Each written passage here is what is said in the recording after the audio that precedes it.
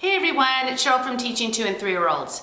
This week's theme is Christmas, and we still have some gingerbread going on as well because the children have loved that theme so much that I knew we weren't ready to stop that yet. So I will show you what we are doing in each area of the classroom, and then I'll open the door and let the children in so you can see how they are interacting in the classroom. We had our Play-Doh out, but it got really crumbly.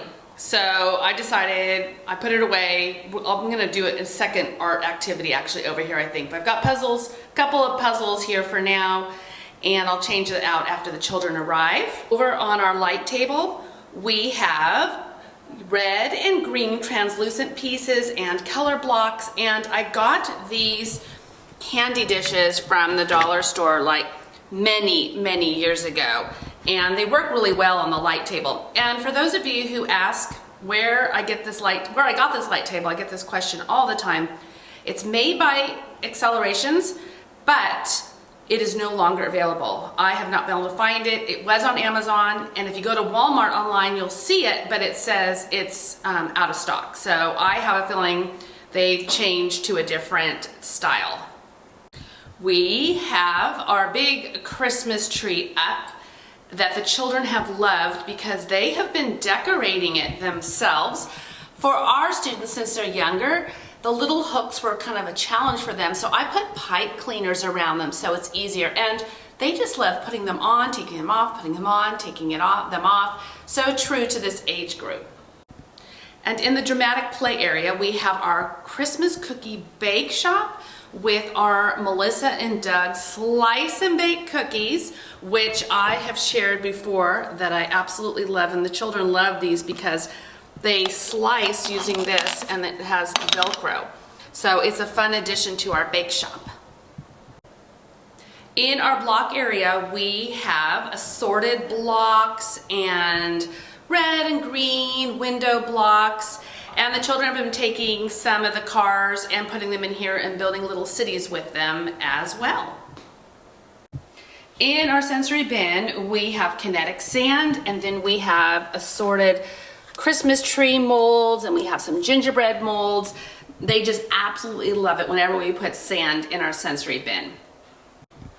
Day 2 at the art table this week is gluing Christmas buttons onto their keepsake ornaments. They painted these on Tuesday, and now they're going to glue the pieces on.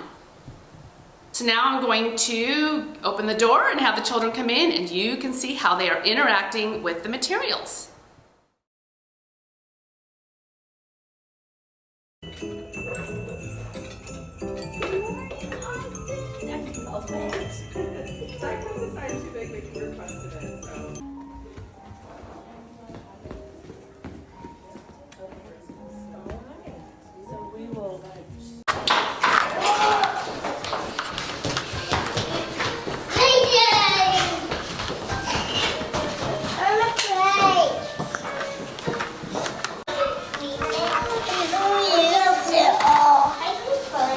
Can you put some green on it?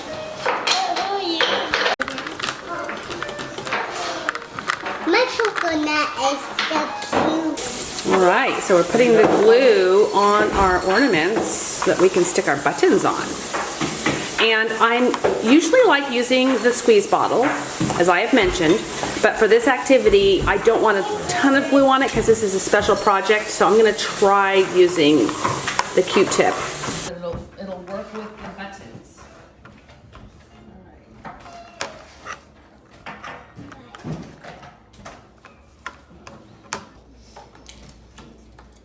And they go say something. Amelia?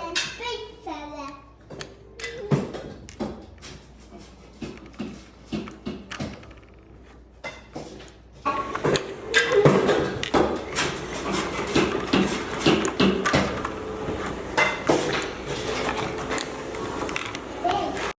Alright, now we are using dot markers on our alphabet tag. So these are going to go on our gift bags, and all the children have the first letters of their first names.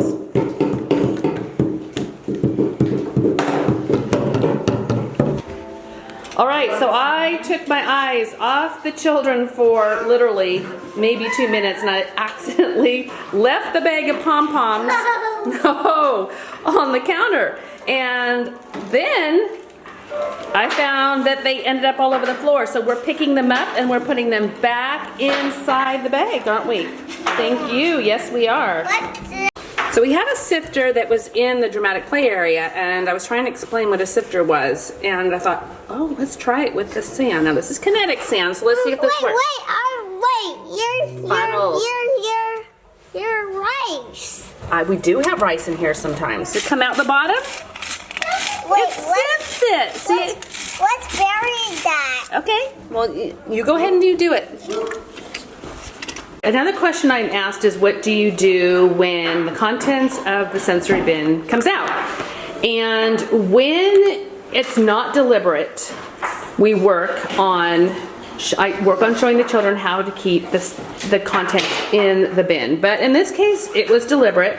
And when it gets like this, then we close it down. So we have put the top on the sensory bin, and this area is closed now. So it's kind of a consequence that when we dump the contents out, the sensory bin gets closed.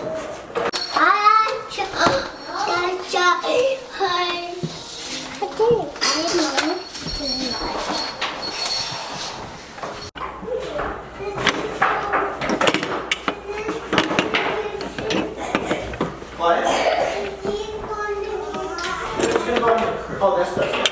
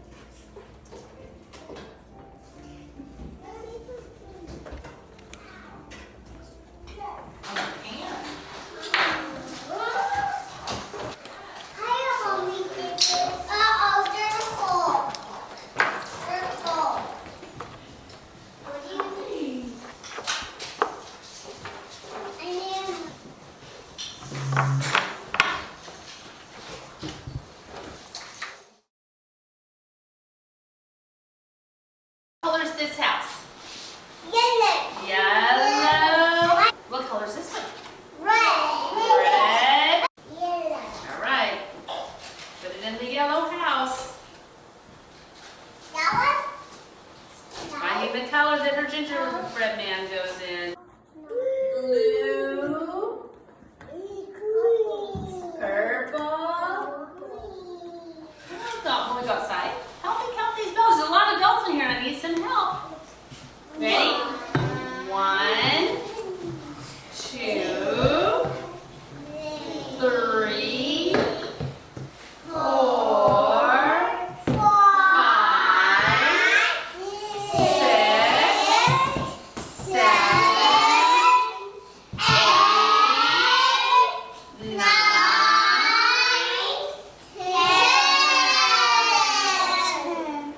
Way up high in the Christmas tree, I saw 2 candy canes looking at me. I shook that tree as hard as I could, and down came a candy cane.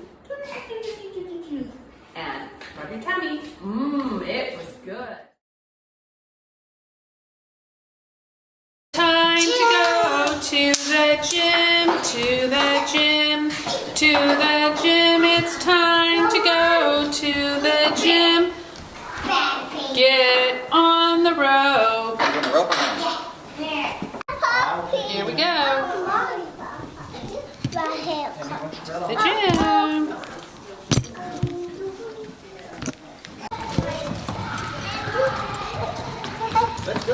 We have a lot of energy today. This gym is much needed.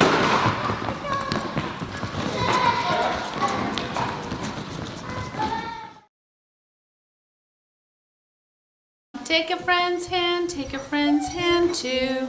Take a friend's hand, take a friend's hand too. Take a friend's hand, take a friend's hand too. Take a friend's hand, take a friend's hand. Are you going outside? Yes, we are. Take a friend's hand. I love to go outside. You love to go outside?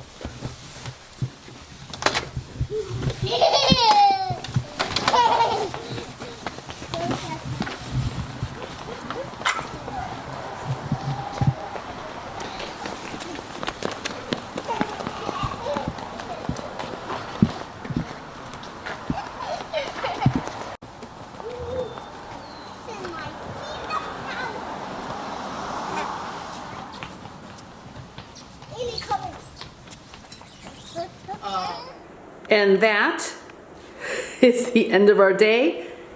The children just left, and it was a whirlwind towards the end. I'm sure you all have those kind of mornings where all of a sudden everyone has an amazing amount of energy, and now all is quiet.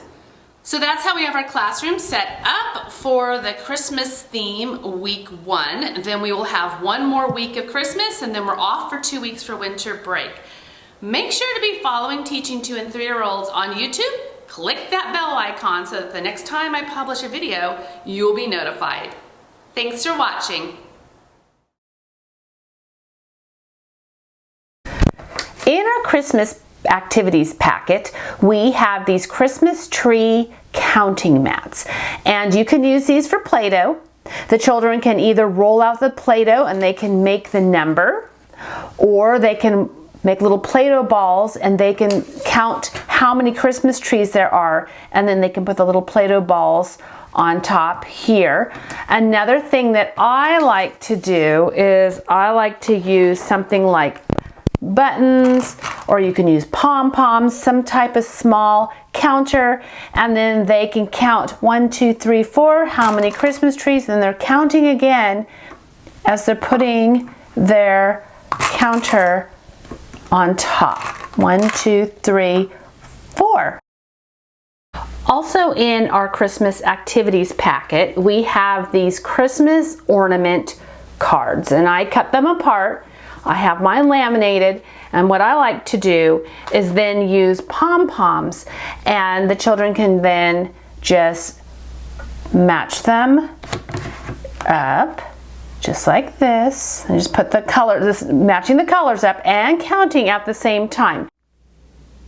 On our website, we have these free numbered bells, and I like to copy them onto cardstock just to make them a little bit more durable. They go up to 10, and then what you can do is you can put Velcro on the back, and you can use these you can use with flannel board, or you can put a magnetic dot, self-adhesive magnetic dot on the back, and you can use this on a magnetic board. These can be used for when you're doing simple counting, or when you're singing a song that includes counting, a bell song that includes counting.